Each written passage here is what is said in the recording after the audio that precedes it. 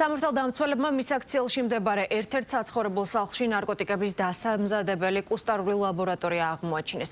ამოღებულია იქვე დამზადებული განსაკუთრებით დიდი ოდენობით ნარკოტიკული საშუალებები ალფა პივიპი, მეფედრონი და კლეფედრონი, როგორც კრისტალის, ასევე სითხის სახით. გამოძიების მიერ მოპოვებული მტკიცებულებით ბრალდებულები ნარკოტიკების რეალიზაციას სხვადასხვა მეთოდით ახდენდნენ.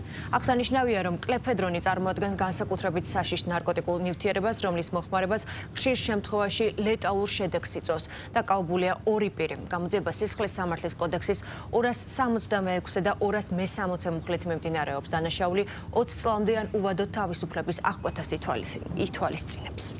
გამოძიების მიერ მოპოვებული მტკიცებულებებით დასტურდება, რომ ბრალდებულები საცხოვრებელ სახლში მოწყობილ ეგრეთ წოდებულ ლაბორატორიაში სხვადასხვა ქიმიური საშუალებისა და პრეკურსორებისგან შესაბამისი ინვენტარის გამოყენებით ამზადებდნენ ნარკოტიკულ საშუალებებს, რომელთა რეალიზაციასაც სხვადასხვა მეთოდით ახდენდნენ. განსაკუთრებით დიდი ოდენობით ნარკოტიკული საშუალებები 35 გრამამდე ალფა პვპ, 9 კილოგრამამდე კლეფედრონი და 4 ლიტრამდე მეფედრონის სითხე სამართალდამცავებმა ბრალდებულის პირადი ავტომობილისა და მათი ბინის შრეკისას ამოიღეს. საგამოძიებო მოქმედებების შედეგად პოლიციის მიერ ასევე ამოღებულია ნარკოტიკული საშუალების დაფასოვებისთვის საჭირო მასალები, ელექტროსასორი, წებოვანი ლენტები, პოლიეთილენის ჩამკეტიანი პარკები და სხვადასხვა ზომის მინის ქილები.